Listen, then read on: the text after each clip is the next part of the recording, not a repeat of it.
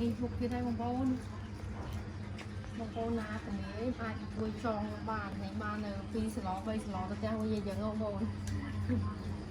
មុខអីទៀតហើយបងប្អូនអើយចាប់ដើមរៀងចាក់ដៃចាក់ជើងមិនរៀងគង់ថាស្ទុំទៀតណាអូយើងតែឯងអត់មានអីកំដរឲ្យបាត់ខ្លាយបងប្អូនកូនអីឲ្យគេនៅចាំមួយយើងអីគេអត់ចាំទេគេមើលក្រែមើលអីគេរៀងខ្លួនណាខ្ញុំតែឯងមកទាំងថ្ងៃហ្នឹងបងប្អូនអើយទៅតាមយុគទៀតហើយ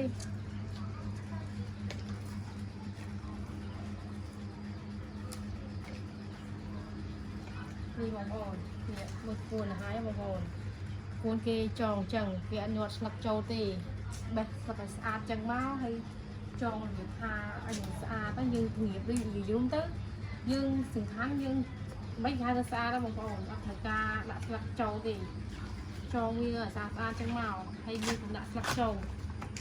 នេះបងប្អូនយើងស្លឹកណាយើងវានៅខ្ចីយើងទុកវាតែបើវាចាស់ហើយធំយើងមិនទុកវាយើងបេះវាចេញឲ្យស្អាតចឹងបងប្អូននេះហើយនៅដល់សារខ្ញុំសម្អាតថែមទៀតនេះបងប្អូនមើលយើងបេះស្អាតចឹងមកនេះបងប្អូននេះហូបទៅមើលទៅតំណងឆ្ងាញ់មិនចង់ហូបក៏ចង់ហូបដែរនេះបងប្អូននេះបងប្អូនចងតែពួនទេអត់ចងស្លឹកដាក់ចូលទេបងប្អូននេះមើលហើយអស់ខ្ចីហ៎បងប្អូនអើយ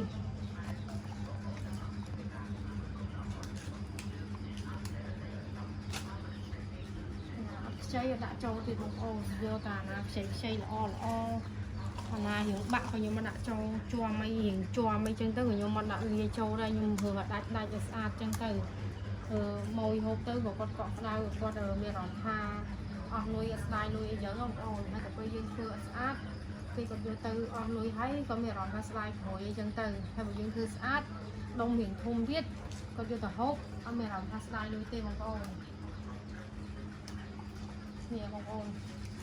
នេះចងខ្ញុំចង់មកនេះបងប្អូនស្លឹកណាមើលទៅវានៅខ្ចីយើងកុំបេះវាយើងទុកឲ្យវាល្អមើលកុំបេះអស់ពេកតែតែយើងបេះអស់វាអត់សូវចំណងអញ្ចឹងបងប្អូនបេះតែស្លឹកចាស់មក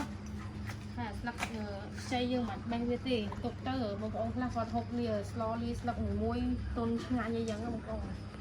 ហើយយើងបេះអស់ក៏អត់កើតដែរតែយើងលាយមួយតែបន្ទុកដល់ច្រើនញាត់ចូលចងគឺជាដុំមិនកើតទេនេះបងប្អូនស្លឹកណាយើងទៅចោះឲ្យយើងបេះវាយ៉ាងមកពេលស្អាតបងប្អូនស្រួលទឹកទៀតទៅវាខ្ចីខ្លាំងល្អខ្លាំងនេះវាស្អាតទេបងប្អូននេះវាស្អីនេះត្រូវតែសម្អាតវារបស់ខ្ញុំថាថ្លៃថោកនេះសំខាន់យើងត្រូវសម្អាតវាស្អាតចឹងមក